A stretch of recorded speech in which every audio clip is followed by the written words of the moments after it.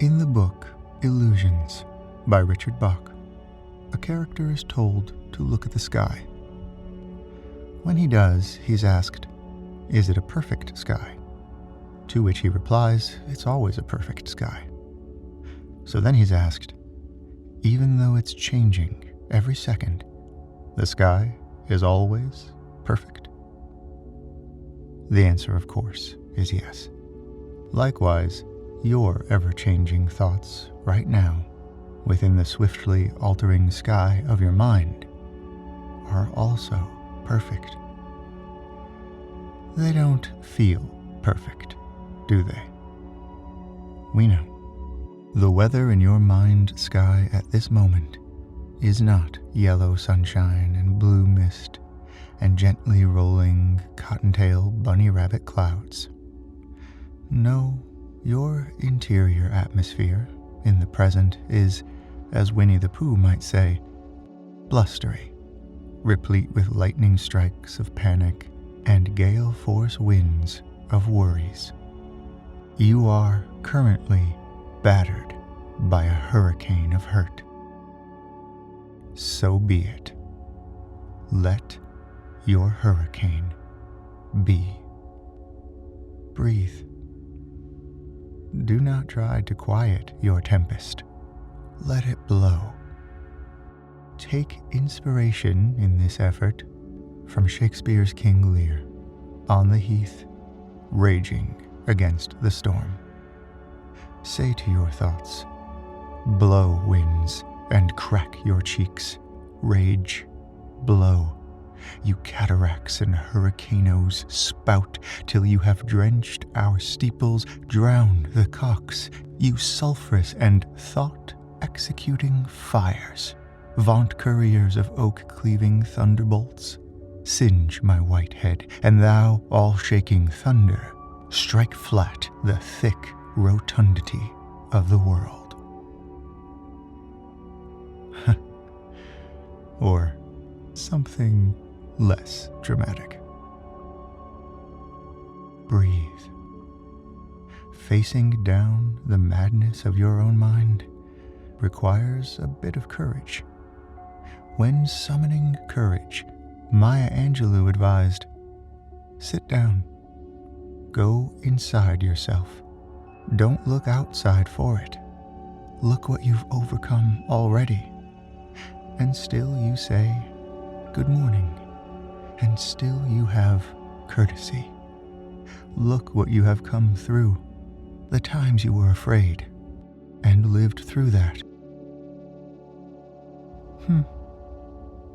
On this earth, we always look for that which is outside of us to heal our inner wounds.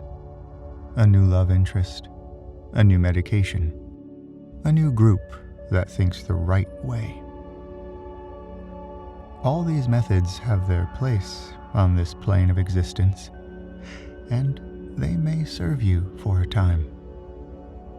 But sit down and go inside yourself is the beginning of all wisdom. As Jesus said, "The kingdom of God cometh not with observation, neither shall they say, Lo here, or Lo there, for behold, the kingdom of God is within you." Look within you now. Does your storm still rage? At the same intensity as when we began? By now, it has certainly begun to shift, losing power over land as it traverses the ground of your being. Breathe. Find the absolute center of your storm and stand within it in your mind. Breathe. And notice, here, there are no winds, no rain, just a clear, cloudless, blood-orange sky. The I, the center of you. It's peaceful here. Your thoughts your fears, they have not gone. They still swirl in gray, violent blasts all around you. But you are apart from it now. You have become an observer, a witness to your thoughts only. In the drama, but not of the drama. As the author Mabel Collins wrote, "And though thou fightest, be not thou the warrior."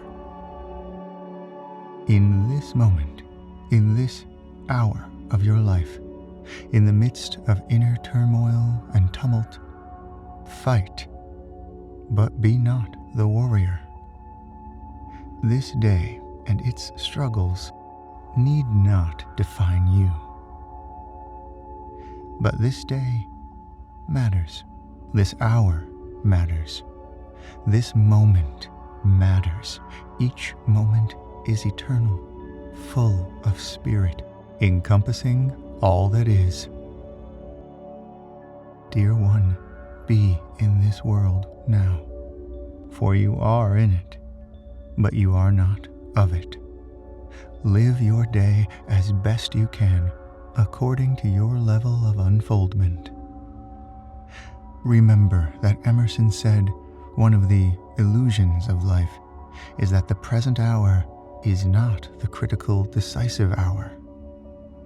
Write it on your heart that every day is the best day in the year. He is rich who owns the day, and no one owns the day who allows it to be invaded with fret and anxiety. Finish every day and be done with it. You have done what you could. Some blunders and absurdities, no doubt, crept in. Forget them as soon as you can. Tomorrow is a new day. Begin it well and serenely, with too high a spirit to be cumbered with your old nonsense. This new day is too dear, with its hopes and invitations, to waste a moment on the yesterdays. Breathe. Beginning each day with too high a spirit may sound daunting. But Emerson's friend, Whitman, had a word or two to say about the subject when he declared, "I celebrate myself and sing myself, and what I assume you shall assume, for every atom belonging to me as good belongs to you. I loaf and invite my soul. I lean and loaf at my ease, observing a spear of summer grass. My tongue, every atom of my blood, formed from this soil, this air, born here of parents born here, from parents the same, and their parents the same. I, now 37 years old, in perfect health, begin, hoping to cease not till death."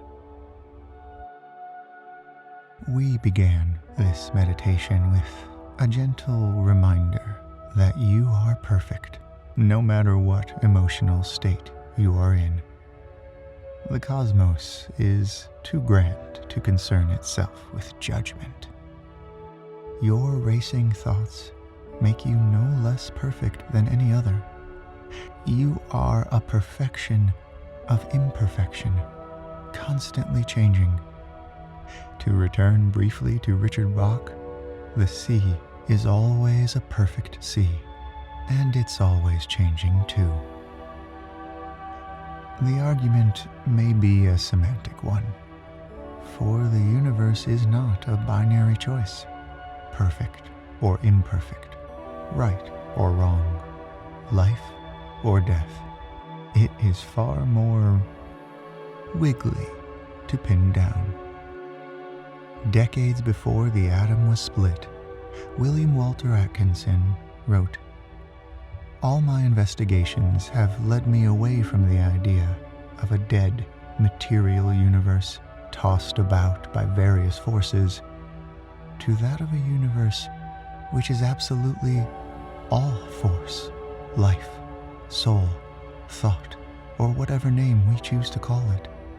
Every atom, molecule, plant, animal, or planet is only an aggregation of organized unit forces held in place by stronger forces, thus holding them for a time latent, though teeming with inconceivable power. All life on our planet is, so to speak, just on the outer fringe of this infinite ocean of force. The universe is not half dead, but all alive. Perhaps you've gleaned by now the trick, the simple technique at the heart of this meditation to assuage any perception of disorder in your mind today, or tomorrow, or if it should be necessary, for years to come. But to avoid all confusion, we will state it plainly. When your thoughts race, and your pulse quickens, and the gusts of an oncoming mind storm begin to blow, if you can sit, sit. If you can breathe, breathe. But if the agitation persists, pick up a book written by one of the great minds of the ages, perhaps an old copy from a used bookstore, hardcover, worn and weathered, with a handwritten inscription from an aunt to a niece on her birthday 50 years ago. The options are legion.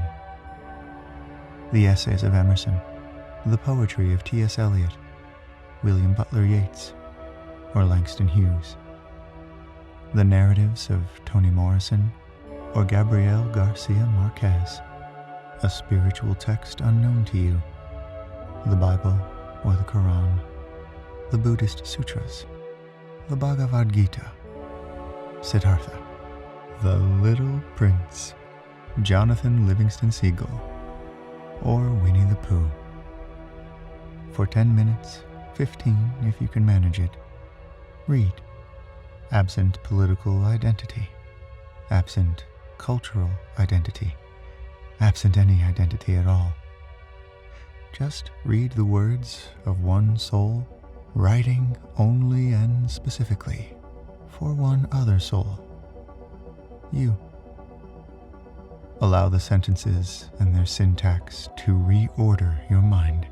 Allow your spirit to be touched by their spirit, to be healed by it. It helps, it's beneficial, if the work requires you to struggle a bit, to suss out the precise meaning. This effort will command the attention of your will. Your will, when focused, can cut through any storm. And if you're very bold, read aloud. Perform a little play, a dramatic reading for yourself in the mirror. Let the texts you choose inspire questions about the world you're in, about the hows and whys of it all, about the meaning of everything. Let what you read prompt you to shout these questions to the heavens, as Whitman once did during a moment of profound existential doubt and dread. For just like Whitman, you too may receive an answer. Oh me, oh life, of the questions of these recurring, of the endless trains of the faithless, of cities filled with the foolish, of myself forever reproaching myself for who more foolish than I, and who more faithless, of eyes that vainly crave the light, of the objects mean, of the struggle ever renewed, of the poor results of all, of the plodding and sordid crowds I see around me, of the empty and useless years of the rest, with the rest me intertwined, the question, oh me so sad recurring, What good amid these, O me, O life? Answer that you are here, that life exists, and identity, that the powerful play goes on, and you may contribute a verse.